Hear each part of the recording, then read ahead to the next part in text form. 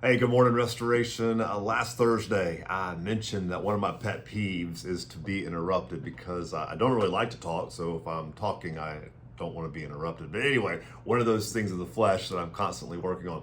I appreciate all the encouragement, and I could tell for many that struck a nerve. One of the other situations that I struggle in is like if you walk into a room and everyone's talking at one time, or if you're sitting at a dinner table and there's like 10 people at the dinner table and there's 5 different conversations and they're all going on at one time. That kind of chaos freaks me out. Like I can't take it. Like I gotta walk away, right?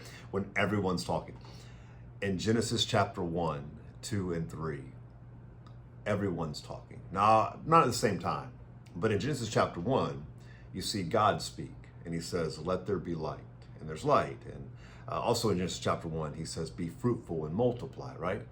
Then in Genesis chapter 3, Satan speaks. And he speaks to Eve and he says, "Did God really say?" Right? You might remember that. And then later in chapter 3, people speak. There's Adam and he's blaming Eve when he's talking to God. And here's my point. In that narrative, we see people using words.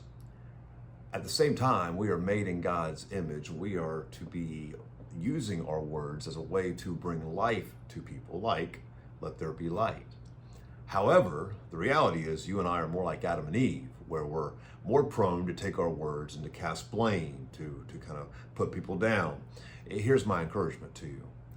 When you and I choose our words very, very carefully, and we choose to use our words to give life, as the book of Proverbs says, we demonstrate the beauty of the gospel.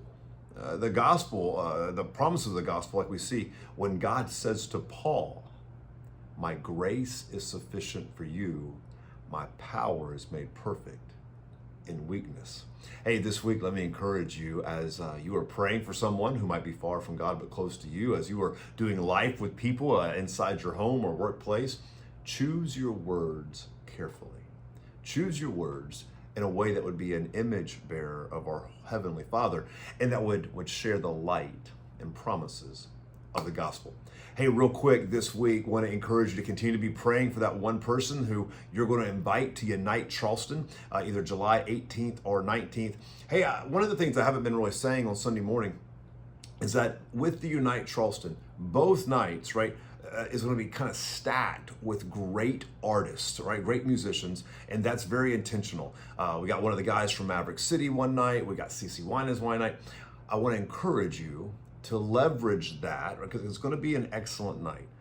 And the gospel is going to be communicated beautifully. So as you are preparing and praying for that one person who's far from God but close to you, and as you are going to give them the invitation to join you on one of those nights at Joe Riley Stadium, July 18th or July 19th, I want to encourage you, right? I want to encourage you to get a ticket. There'll be a link at the bottom of this video. They're free tickets, right? It's kind of the same way we do with Christmas or with Easter when we're just trying to manage crowds. It's free tickets, but if you would sign up, grab those tickets, and make sure you're getting one for your neighbor who you're going to bring with you.